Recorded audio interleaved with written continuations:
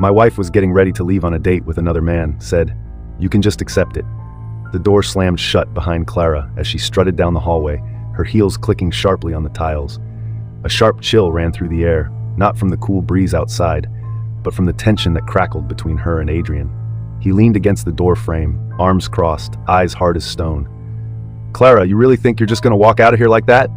Adrian's voice cut through the silence, each word dripping with frustration. Clara shot him a cold smile, barely pausing as she applied a fresh layer of crimson lipstick in the mirror. "Adrian, we've been over this. I'm going, and there's nothing you can do to stop me." Her tone was matter-of-fact, devoid of any guilt or hesitation. Adrian took a step forward, his fists clenched at his sides. "And you think I'm just going to stand by while you parade around with that guy?" "His name's Trevor," she corrected, adjusting her dress to perfection. "And yes, I do, because I know you, Adrian. You don't have the guts to walk away from me, and we both know what happens if you try." Adrian's jaw tightened. "You think I'm scared of you, Clara? You think I won't file those divorce papers?" Her laugh filled the room, icy and dismissive. "You won't, because you know I'll take the house, the kids, everything. You'll be stuck paying for everything while I live my life. And you know what? I won't even let you see Oliver and Sophie without making you pay for every second." Adrian's breath hitched, but he forced himself to keep his voice steady. "And how do you think they'll feel when they find out what you're doing? When they realize you're willing to blow up their lives for some fling?" Clara's expression didn't change. If anything, she looked bored. "Adrian, let's not play the morality game. You can try to guilt trip me all you want, but I know how this ends. You'll accept it because you have no other choice. And when I get back tonight, we'll talk like adults about how this arrangement is going to work." She turned her back on him, but Adrian's voice stopped her in her tracks. "If you walk out that door, don't expect me to be here when you come back." Clara paused for a second, glancing back over her shoulder with a smirk. "Oh, Adrian, you'll be here. You're too weak to leave." With that, she walked out, leaving Adrian standing alone in the cold silence of the room. But as the door clicked shut, Adrian's eyes burned with something new. Determination. He reached into his pocket, pulling out his phone and dialing a number he never thought he'd use again. Adrian waited, phone pressed to his ear, each ring feeling like a countdown. Finally, a voice answered, gravelly and familiar. "Adrian, it's been a while." "Yeah, Gabe, it has. I need your help, and I'm not asking as a friend. I'm asking as someone who's out of options." Adrian's voice was low, each word laced with urgency. A pause lingered on the other end. Gabe was one of those people who rarely got involved unless there was something serious at stake. "What happened?" Adrian glanced around the empty living room, the quiet of the house suddenly suffocating. "Clara is tearing everything apart. She's got this new guy, Trevor. I don't care about him, but she's talking about taking the kids, using them as leverage. I need to protect them, Gabe. Seth, I can't let her destroy their lives just because she's lost her mind." Gabe's voice hardened. "You know what you're asking me to do, right? You remember what happened last time we got involved in something like this?" Adrian took a breath, steadying himself. Memories from years past flashed through his mind. Nights and places he'd rather forget, men he'd rather not remember. But this was different. "I know, but I'm not looking for anything illegal. Just help me keep an eye on things. I need to know what she's planning, who she's talking to." "You still have those contacts?" "Yeah, but this could get messy. Real messy," Gabe replied, his tone cautious. "If Clara finds out, she won't. And even if she does, I don't care anymore. She crossed the line tonight, Gabe. I'm done playing it safe." Adrian's voice cracked with the weight of his frustration. He was tired. Tired of pretending everything was fine. Tired of being walked over. And this time he wasn't going to let it happen. Gabe sighed, then gave a resigned chuckle. "All right, Adrian, I'm in.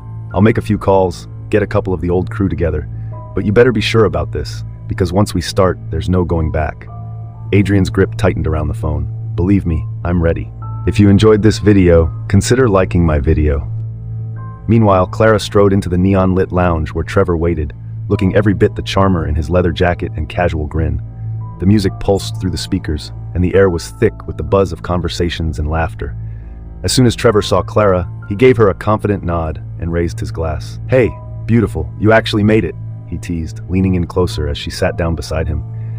"And here I thought you'd back out at the last minute." Clara flashed a coy smile, resting her hand on his arm. "Not a chance. I'm done with Adrian trying to control my life. I'm ready for a real man, someone who doesn't hold me back." Trevor smirked, but there was a glint of curiosity in his eyes. "Yeah, about that. You really think Adrian's gonna let this slide? Most would fight back if their wife started dating someone new while they're still under the same roof." Clara laughed, but there was an edge to it. "He's harmless, trust me. He talks big, but he'll never do anything about it. He's just too predictable." Trevor raised an eyebrow, a hint of doubt creeping into his expression. Still, you sure this is worth the trouble? It's not like you're rolling in cash without him. Clara leaned in, whispering against his ear, her lips curving into a smile. That's why I got a plan. Just stick with me, and we'll be living the good life before you know it. Don't miss out on the journey to 1,000 subscribers. Hit that subscribe button now and be part of something big before everyone else. Trevor couldn't resist her confidence, so he shrugged and clinked his glass against hers. But even as they shared a toast, he couldn't shake the feeling that Clara was underestimating her husband. Adrian might seem like he was all bark and no bite, but Trevor knew better than to ignore the instincts that had kept him out of trouble all these years. Back at the house, Adrian didn't waste any time. He headed down to the basement, where a dusty metal lockbox lay hidden beneath a pile of old tools. Inside, he found a set of papers, a few small electronics, and a burner phone. It was like stepping back into a past he'd sworn never to revisit, but desperate times called for desperate measures. He dialed a number on the burner, and it rang only once before a familiar voice answered. "Adrian, what's the word?" It was Marcus, another old contact who now worked as a security specialist. "Marcus, I need some tech. Something to monitor her phone calls, maybe a tracker or two. Just to keep tabs on Clara's movements and who she's talking to." Adrian's voice was firm, no hesitation. Marcus chuckled dryly. "Still got a taste for the cloak and dagger stuff? All right, I'll send over a package. Should reach you by morning." "Thanks, and Marcus, don't mention this to anyone. Not yet." Adrian's voice softened, the weight of the situation bearing down on him. "You got it, man. Just don't go getting yourself in too deep." As Adrian ended the call, he felt a strange sense of calm settle over him. For the first time in months, he felt like he was taking back some control. Whatever Clara thought she had over him, she was about to realize just how wrong she was. By the time Clara came home, the clock had crept past 3 a.m. She was a little buzzed from the night out, a satisfied smile playing on her lips. But the moment she stepped inside, she noticed something off. The living room lights were on, and Adrian was waiting, sitting calmly in the armchair like a shadow in the dim glow. "Well, look who finally decided to come home," he remarked, his voice is almost too casual. Clara stopped, her smile faltering. "Adrian, don't start." "Oh, I'm not starting anything, just making sure you know how this is going to play out." He stood, his eyes locked on hers. "You thought I'd roll over, but you're wrong, Clara. I'm done letting you walk all over me." She raised an eyebrow, but he saw a flicker of uncertainty in her expression. "You think you can scare me, Adrian?" "With what exactly?" "You got nothing on me." Adrian let out a slow, humorless laugh. "Is that what you think? Let's just say I have friends who are a lot better at finding out the truth than you realize, and I'm not going to let you drag our kids into this mess." Clara's eyes flashed with a mix of anger and something else, something close to fear. But she covered it with a sharp laugh. "You think your little buddies are going to change anything? I'll still get the house, the money, everything. You know how the system works." Adrian stepped closer, his expression hardening. "Yeah, well, we'll see about that, because I'm not going down without a fight." For a moment, the tension between them crackled like electricity. Neither of them moved, both caught in a dangerous game where the stakes were higher than they'd ever been before. But this time, Adrian wasn't going to be the one backing down. Clara was about to find out just how far he was willing to go to protect what mattered most to him. Adrian didn't sleep that night. He spent the early hours combing through old contacts, setting up a secure communication network with Gabe and Marcus. By dawn, a small, nondescript package arrived at his doorstep. Inside, Adrian found a few compact devices, a pair of listening bugs, a tracker, and a drive loaded with software that Marcus had customized for his needs. He didn't waste a second. Clara was still asleep upstairs, so he slipped outside and discreetly placed a tracker underneath her car bumper, ensuring it was tucked away where she'd never think to look. He then positioned a bug inside her purse, a little insurance to catch any conversations she thought were private. Adrian returned to the house, settling into his makeshift command center in the basement. He powered up the software, connecting the devices, and immediately heard a crackle of static turn into the soft hum of Clara's phone conversations.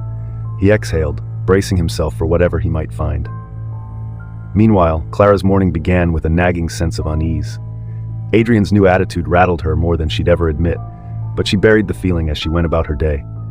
She dropped the kids off at school, kissed them on the cheek like everything was normal, and then sped off to meet Trevor at the cafe near his work. She arrived to find Trevor already waiting, stirring a cup of coffee.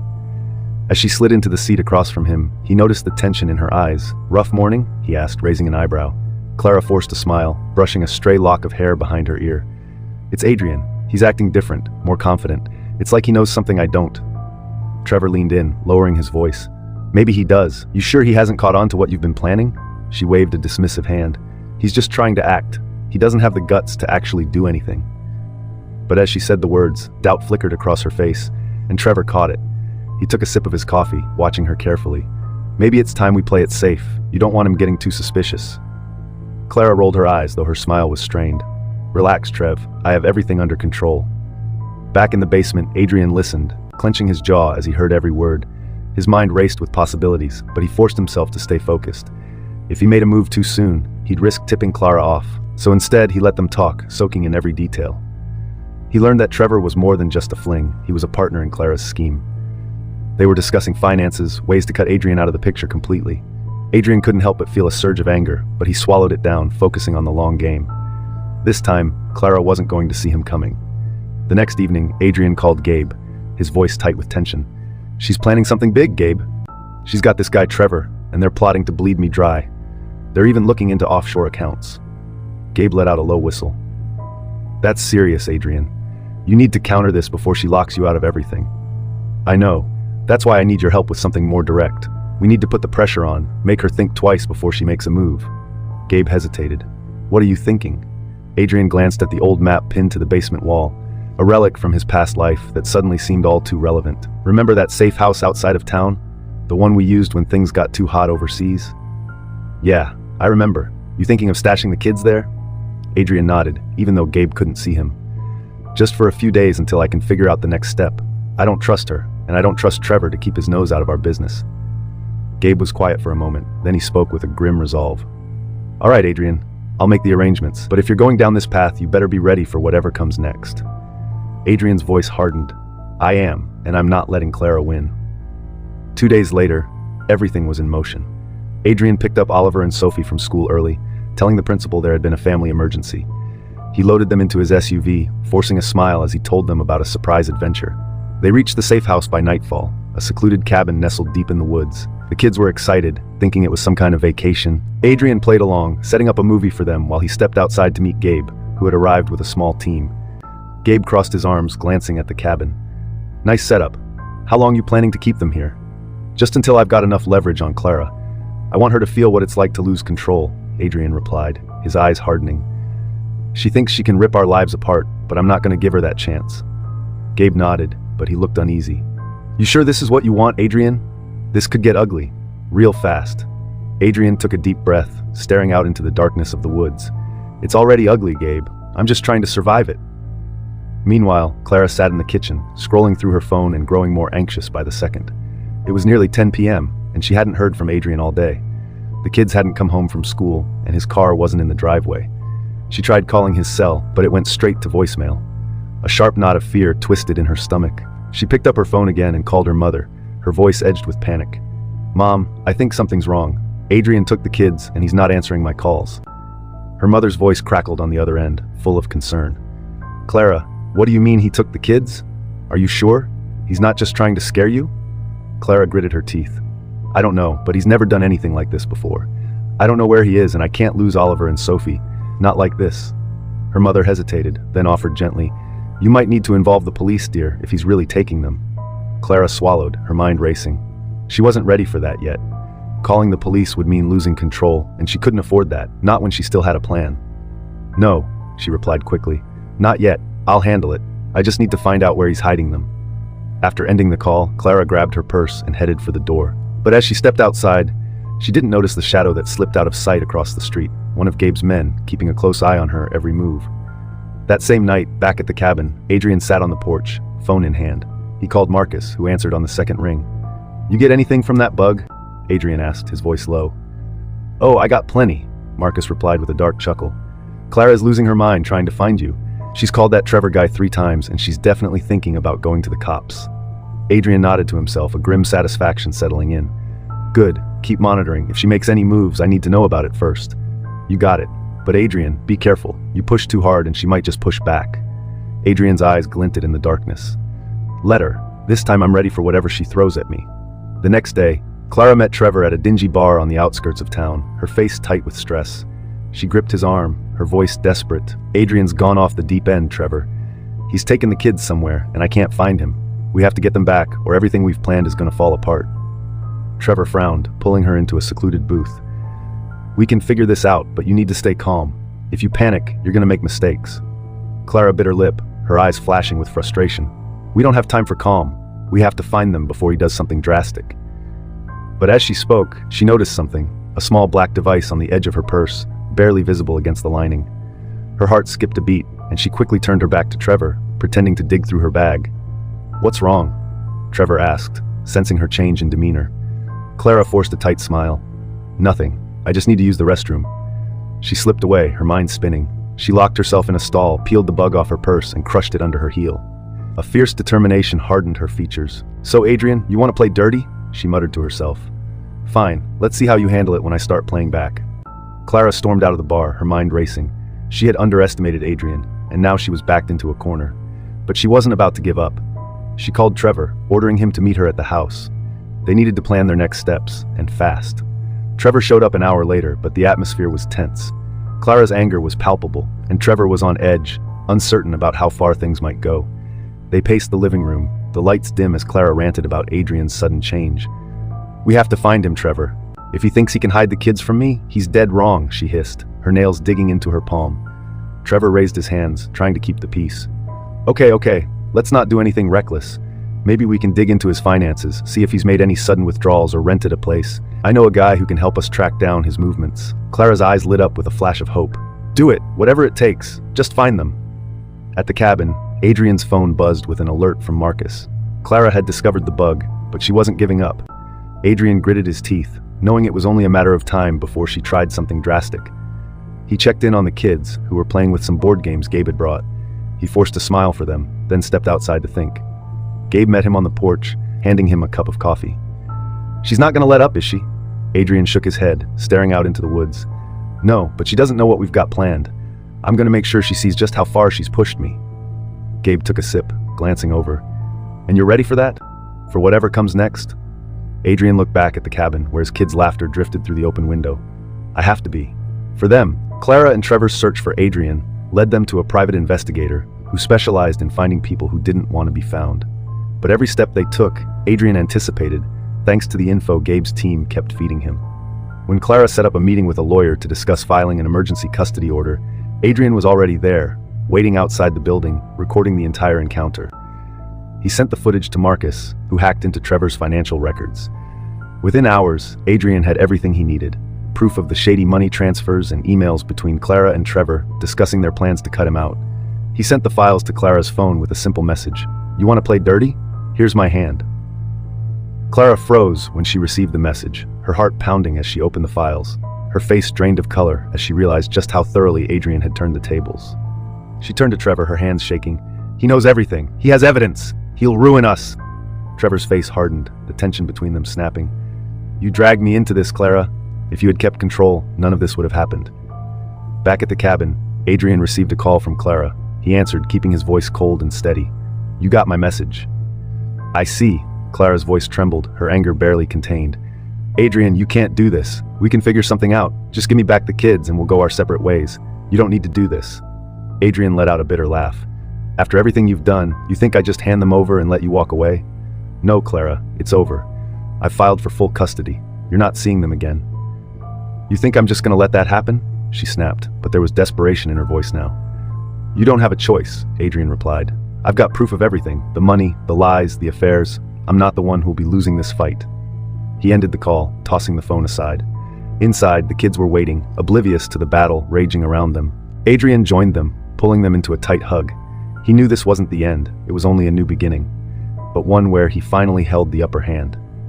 Days later, Adrian received the news he had been waiting for. The court had granted him temporary custody, pending an investigation into Clara's actions. He couldn't help but feel a surge of relief, though he knew the real fight was far from over. Clara, facing the reality of losing everything, tried one last desperate move. She called the police, claiming Adrian had kidnapped the kids, but by the time officers showed up at the cabin, Adrian was ready. He handed over the legal documents, showing he had every right to protect his children. Clara's accusations fell apart under the weight of his evidence, and the officers left with a warning for her to stay away. Clara stood on the edge of the woods, watching as Adrian guided the kids back into the cabin, his protective arm around their shoulders.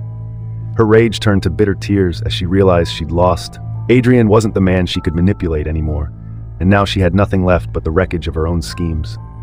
Trevor, unwilling to be dragged any further into Clara's crumbling life, cut ties and left town without a word. He wasn't about to stick around for the fallout. Months later, Adrian and the kids settled into a new life. The past wasn't forgotten, but it was behind them. He'd never asked for this battle, but he'd fought it for the right reasons, for his children, for their future. And as he watched them laugh and play in the backyard of their new home, he knew it was worth every moment. Clara, on the other hand, faced a different future, one without the control she thought she'd wielded, one where she had to face the consequences of her actions. She might have lost the game she started, but Adrian would never forget the price they all paid along the way. And for once, Adrian didn't look back.